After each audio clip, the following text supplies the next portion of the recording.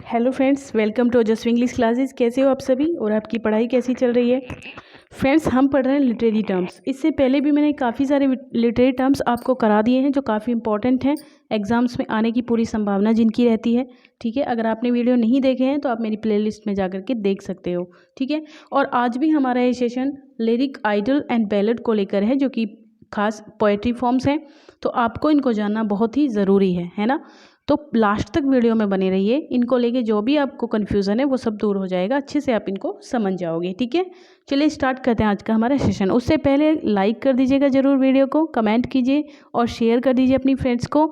और गाइस, अगर आप नए हैं चैनल पर तो सब्सक्राइब कर दीजिए चैनल को, ताकि सारे वीडियोज़ आपके पास पहुँच पाएँ। चलिए सबसे पहले लिरिक की बात करते हैं। लिरिक क्या होता है गाइस? लिरिक का होता है कि लिरिक अ वर्स और पोएम, दैट इज़, ये एक वर्स होता है। वर्स कहते हैं हम जिस चीज़ को हम गा सकते हैं, है ना। तो एक वर्स फॉर्म में होता है और supposedly is susceptible of being sung to the accompaniment of a musical instrument. एक म्यूजिकल इंस्ट्रूमेंट होता है जिसका नाम होता है लायर। एंशियंट टाइम में होता था तो उसके साथ इसको गाया जाता था, तो इसीलिए इसको लायर के साथ गाए जाने के कारण इसको लिरिक कहा जाने लगा। ठीक है, तो that expresses intense personal emotion in a manner suggestive of a song. एक सॉन्ग की फॉर्म में अपनी जो इमोशंस होती हैं पर्सनल, उनको यहाँ पे एक्सपोज किया जाता है। ठीक है, lyric poetry expresses the thoughts. ये थॉट्स को एक्सप्रेस करती है, फीलिंग्स को एक्सप्रेस करती है पोएट की। एंड इट समटाइम्स, और कभी कभार ये contrasted with narrative poetry and verse drama. ठीक है, नरेटिव पोएट्री और वर्स ड्रामा के कंट्रास्ट को भी ये बताती है। ठीक है, which relate events in the form of a story, है ना, जो एक के बाद एक इवेंट्स को रिलेट करते हैं। तो एलेजीज, ओड्स एंड सोनेट्स, ये सभी जो हैं लिरिक पोएट्री के ही एक तरीके से काइंड्स हैं। चलिए आगे गाइज, एग्जाम्पल कुछ हैं इसके। सर थॉमस यट का हुज लिस्ट टू हंट नाम से एक लिरिक है। एमले डिकिंसन की the heart asks plays a first है। और चार्लोटे म्यू की अक्वी बॉन्डायर। W.B. ईट्स की, वन सेकेंड, W.B. ईट्स की जो है ये ही विशेज फॉर द, है ना, he wishes for the cloths of heaven, ये भी एक लिरिक है। W.H. ऑर्डन की if I could tell you, ये भी एक लिरिक है ना। तो ये कुछ इंपॉर्टेंट लिरिक थी। आगे चलते हैं हम, है ना। अब आइडल, आइडल के बारे में जानना है गाइस। आइडल क्या होता है? An idyll is a short poem, ये एक छोटी सी पोएम होती है। क्या कहा जा रहा है कि ये गाइस एक छोटी सी पोएम होती है डिस्क्रिप्टिव ऑफ रस्टिक लाइफ, है ना। किसके बारे में बताती है ये? रस्टिक लाइफ, यानी कि ग्रामीण जीवन के बारे में बताती है।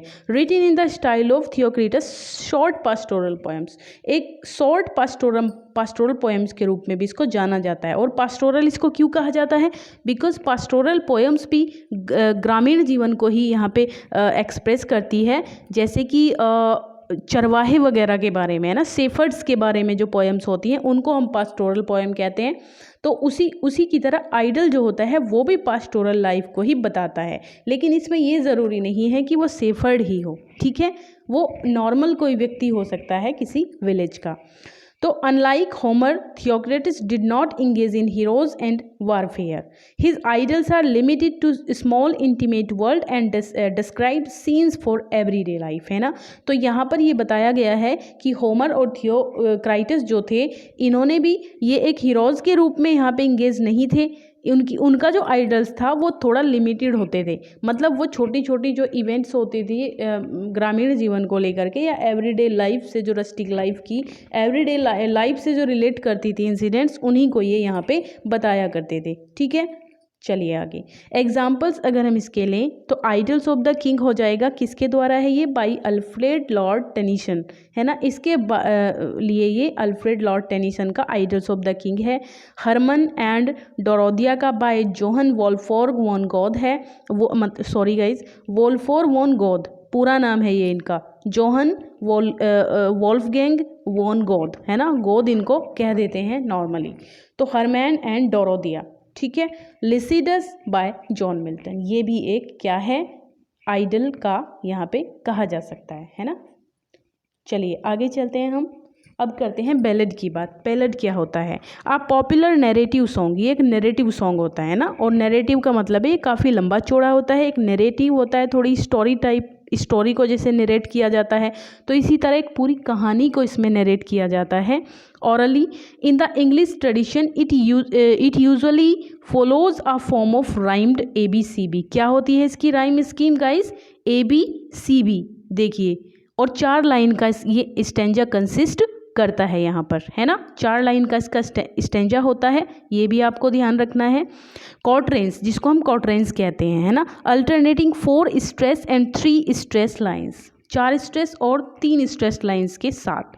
फोक और ट्रेडिशनल बैलेड्स आर एनोनिमस, मतलब जो फोक और ट्रेडिशनल बैलेड्स जिनको कहा जाता है ये एनोनिमस है, इनके कोई नेम्स वगैरह नहीं है राइटर्स के. एंड रिकाउंट ट्रेजिक, कॉमिक और हीरोइक स्टोरीज. यहाँ पे देखिए किसी भी तरह की स्टोरी हो सकती है बैलेड में, कोई कॉमिक स्टोरी हो सकती है, कोई हिस्टोरिक स्टोरी हो सकती है, या फिर ट्रेजिक हो सकती है ना, drama type, with emphasis on a central dramatic event. Example के तौर पे include Barbara Allen and John Henry. क्या है यहाँ पे? बारबरा एलन है और जॉन हेनरी. तो बिगिनिंग इन द रेनेसा की conventions of the folk ballad for their own original compositions, मतलब उनकी खुद की जो ओरिजिनल कंपोजिशंस होती थी उनमें धीरे धीरे पोएट्स ने क्या किया, बैलेड को वो एक्सेप्ट करने लग गए. कब? रेनेसा की जब शुरुआत हुई. Examples of this literary ballad form include John Keats La Belle Dame sans Merci. ये बहुत उम्दा यहाँ पे एग्जाम्पल है, इसको आप बिल्कुल याद रखें. और आई थिंक 12th में ये पोएम भी है, 12th के सिलेबस में ये पोएम है, ला बैलेडेम सेंस मर्सी, और बहुत ही बढ़िया पोएम है गाइस, बैलेड इसको माना जाता है. तो थॉमस हार्डी का ड्यूरिंग विंड एंड रेन, ये भी काफ़ी इंपॉर्टेंट बैलेड है, ड्यूरिंग विंड एंड रेन. और जॉन कीट्स का La Belle Dame sans Merci. And Edgar Allan Poe का, एक मिनट गाइस मैं थोड़ा सा इसको इरेज कर देती हूँ बिकॉज यहाँ पे दिखाई नहीं देगा वरना आपको. देखिए यहाँ पे गाइस एडगर एलन पो का एनाबेल ली, ये भी एक बैलेड है ना. तो ये इंपॉर्टेंट 2-3 बैलेड मैंने आपको बताए हैं. तो क्या क्या यहाँ पे खासियत होती है बैलेड की? ये एक नैरेटिव स्टोरी होती है पूरी की पूरी, जिसको सॉन्ग के रूप में यहाँ पे दिखाया जाता है, गाया. और ABCBs की राइम स्कीम होती है और कोट्रेंस में होता है ये ऑलवेज, है ना. 4 लाइन का स्टेंजा कंसिस्ट करता है बैलेड. ठीक है, तो गाइज आई होप आपको अच्छे से समझ में आ गई होंगी ये तीनों चीज़ें, lyric, idyll and poetry, sorry ballad, है ना. तो लिरिक हमारी जो थॉट्स होती है, हमारी जो इमोशंस होती है पर्सनल, उसको एक्सप्रेस करता है, लायर के साथ गाया जाता है इंस्ट्रूमेंट के साथ. ठीक है, छोटी सी पोएम होती है.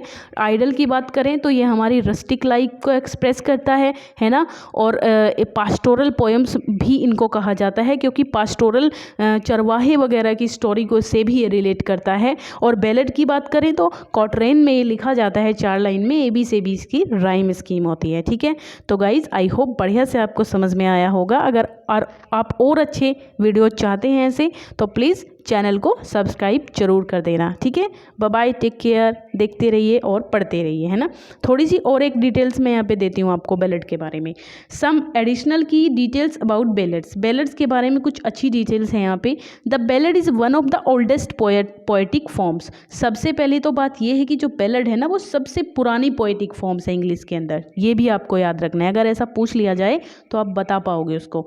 There are so many different type of ballad अलग अलग तरीके के हो सकते हैं. Giving one strict definition to fit all the variations, है ना. तो इसकी एक स्ट्रिक्ट इम्पॉसिबल है, अगर एक ही हम इसकी डेफिनेशन दें तो ये इम्पॉसिबल है ना, जो सभी चीज़ों को रेस्ट्रिक्ट कर सके. The simplest way to think of ballad is as a song और पोएम, है ना. सिंपलेस्ट वे क्या है इसका? ये एक सॉन्ग या फिर पोएम होती है दैट टेल्स अ स्टोरी, जो एक स्टोरी बताती है. And has a bouncy rhythm and rhyme scheme, और इसकी जो रिदम है वो बाउंसी होती है. ठीक है, अलग अलग तरीके की हो सकती है ना. ये नहीं जरूरी है कि एक हर स्टेंजा में जो है एक ही राइम हो सकती है. अब हम देखें ट्रेडिशनल बैलेड जो है are written in a meter called common meter. जो ट्रेडिशनल बैलेड्स होते थे वो कैसे लिखे गए?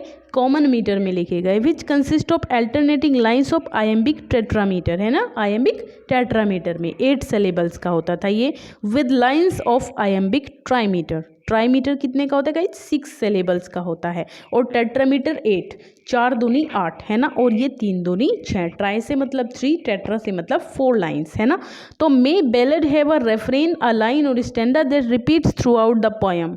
एक इसमें एक ऐसी भी लाइन होती है या फिर रेफ्रेन आप कह सकते हो जो हर बार हर स्टेंजा में रिपीट होती है। ये भी इम्पॉर्टेंट इसकी की पॉइंट है गाइस, है ना। बैलेड में एक ऐसी लाइन होती है जो हर स्टेंजा में आपको रिपीट होने के लिए दिख जाएगी, much like the coarse of modern days songs. ठीक है, तो ये था हमारा आज का वीडियो। आई होप आपको पसंद आया होगा guys. Thank you so much, bye bye, take care.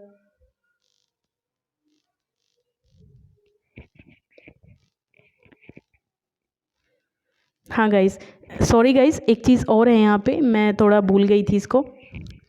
Lyrical ballad, the rime of the ancient mariner, the ballad of lyrical ballad, है ना। लिरिकल बैलेड में जो ये है the rime of the ancient mariner, ये एक बैलेड है, ठीक है। और the ballad of Reading Gaol, ये भी एक बैलेड है।